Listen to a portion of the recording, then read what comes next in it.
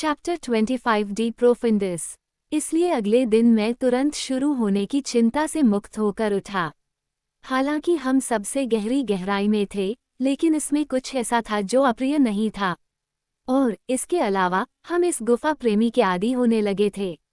9 जीवन। मैं अब सूर्य, चंद्रमा, सितारों, पेड़ों, घरों और कस्बों के बारे में नहीं सोचता था, न ही उन सांसारिक चीज़ों के बारे में जो पृथ्वी की सतह पर रहने वाले लोगों के लिए ज़रूरी हैं। जीवाश्म होने के कारण हम उन सभी चीज़ों को सिर्फ मजाक समझते थे। गुफा एक बहुत बड़ा कमरा था।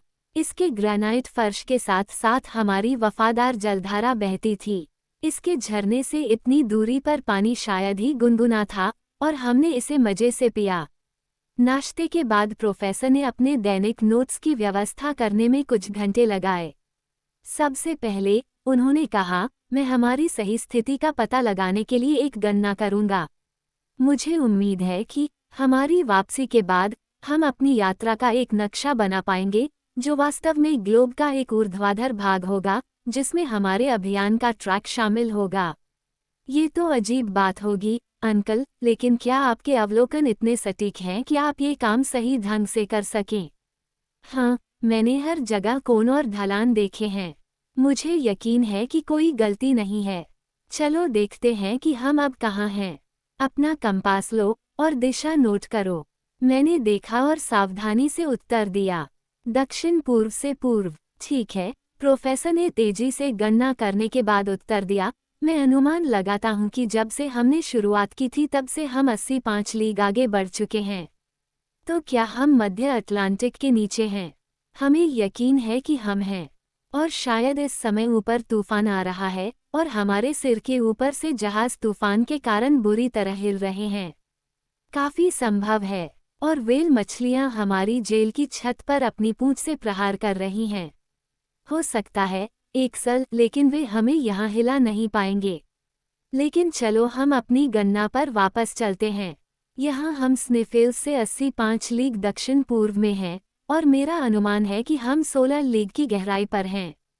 16 लीग, मैंने चिल्लाकर कहा। इसमें कोई शक नहीं। क्यों? ये तो विज्ञान द्वारा पृथ्वी की सतह की मोटाई की निर्धारित सीमा है। मैं इससे इनकार नहीं करता। और यहाँ बढ़ते तापमान के नियम के अनुसार 2732 डिग्री फ़ारेनहाइट तापमान होना चाहिए। तो ऐसा होना चाहिए मेरे बेटे। और यह सारा ठोस ग्रेनाइट विलन में चलना चाहिए। आप देखेंगे कि ऐसा नहीं है, और जैसा कि अक्सर होता है, तथ्य सिद्धांतों को पराजित कर देते हैं। मैं सहमत होने के लिए बाध्य हूँ, लेकिन आखिरकार यह आश्चर्यजनक है। थर्मामीटर क्या कहता है? 27.6 भाग 82 डिग्री फ़ाहर। इसलिए विद्वान 2705 डिग्री से गलत हैं, और आनुपातिक वृद्धि एक गलती है। इसलिए हम्फ्री डेवी सही थे, और मैं उनका अनुसरण करने में गलत नहीं हूँ। अब आप क्या कहते हैं? कुछ नहीं। सच में मेरे पास कहने के लिए बहुत कुछ था। मैंने डेवी के सिद्धांत को किसी भी तरह से स्वीकार नहीं किया। मैं अभी भी केंद्रीय ताप पर कायम हूँ, हालांकि मुझे इसका कोई प्रभाव महसूस नहीं हुआ। मैं सच में ये स्वीकार करना पसंद करता हूँ कि विलुप्त ज्वालामुखी की यह चिमनी, जो लावा से भरी हुई है, जो गर्मी के गैर चालक हैं, गर्मी को अपनी दीवारों से गुजरने नहीं देती। लेकिन नए तर्कों को तलाशने में रुके बिना मैंने बस हमारी स्थिति को वैसे ही लिया जैसी वह थी। ठीक है, यह मानते हुए कि आपकी सारी गणनाएं बिल्कुल सही हैं, आपको मुझे इससे एक ठोस नतीजा निकालने की अनुमति देनी होगी। क्या बात है? खुलकर बोलो। आइसलैंड के अक्षांश पर, जहां हम अभी हैं, पृथ्वी की त्रिज्या, केंद्र से सतह तक की दूरी लगभग 1583 लीग है। आइए हम इसे गोल संख्याओं में 1600 लीग या 4800 मील कहें। 1600 लीग में से हम 12 लीग चले गए हैं। तो आप कहते हैं, और ये 1285 लीग की लागत पर तिरछे। बिल्कुल, तो 20 दिन में। हाँ, अब 16 लीग पृथ्वी की त्रिज्या का 100वां हिस्सा है। इस दर से हमें केंद्र तक पहुंचने में 2000 दिन या लगभग 5.5 साल लगेंगे। इस तर्कसंगत निष्कर्ष का कोई उत्तर नहीं दिया गया।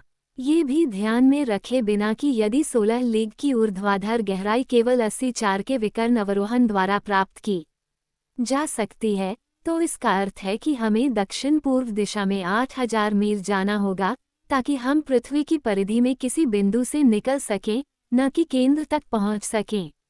तुम्हारे सारे आंकड़े और तुम्हारी सारी परिकल्पनाएं उलझन में हैं, मेरे चाचा अचानक गुस्से में चिल्लाए। उन सब का आधार क्या है? तुम्हें कैसे पता कि यह मार्ग सीधे हमारे गंतव्य तक नहीं जाता? इसके अलावा एक मिसाल भी है। एक आदमी ने जो किया है, दूसरा भी वही कर सकता है। मुझे आशा है कि ऐसा होगा, लेकिन फिर भी मुझे अनुमति दी जा सकती है। एक्सल, तुम्हें अपनी जबान पर लगाम लगाने की मेरी अनुमति है, लेकिन इस तरह अतार्किक बात न करने की। मैं देख सकता था कि वह भयानक प्रोफेसर मेरे चाचा की त्वचा को चीरता हुआ बाहर आ रहा है, और मैंने समय रहते चेतावनी ले ली। अब अपने एनेरॉयड को देखो, उस पर क्या लिखा है? इसमें कहा गया है कि हम काफी दबाव में हैं। बहुत अच्छा, तो आप देख सकते हैं कि धीरे धीरे नीचे जाने और वायुमंडल के घनत्व के आदी होने से हमें कोई परेशानी नहीं होती है। कुछ नहीं, बस कान में थोड़ा दर्द है। ये कुछ भी नहीं है, और जब भी आपको दर्द महसूस हो, तो आप तेजी से सांस लेकर इससे भी छुटकारा पा सकते हैं। बिल्कुल ऐसा ही है, मैंने कहा, एक भी शब्द न कहने का दृढ़ निश्चय किया जो मेरे चाचा के पूर्वाग्रहों को ठेस पहुंचा सकता था। इस घने वातावरण में रहने में भी सकारात्मक आनंद है। क्या आपने देखा है कि यहाँ नीचे ध्वनि कितनी तीव्र है? इसमें कोई संदेह नहीं है। एक बहरा आदमी जल्द ही पूरी तरह से सुनना सीख जाएगा, लेकिन क्या इससे घनत्व नहीं बढ़ेगा? हाँ, एक अस्पष्ट नियम के अनुसार। ये सर्वविदित है कि जैसे जैसे हम नीचे उतरते हैं, पिंडों का भार उतनी ही तेजी से घटता है।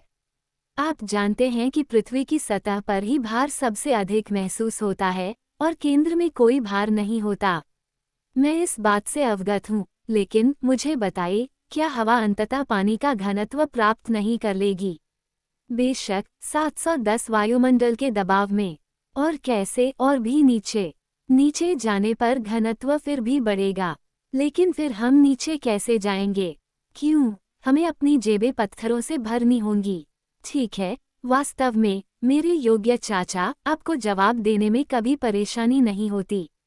मैंने संभावनाओं के क्षेत्र में आगे बढ़ने का साहस नहीं किया, क्योंकि मैं अभी किसी असंभावता पर पहुंच सकता था, जिससे प्रोफेसर को उस समय सामने लाया जा सकता था, जब उनकी जरूरत नहीं थी।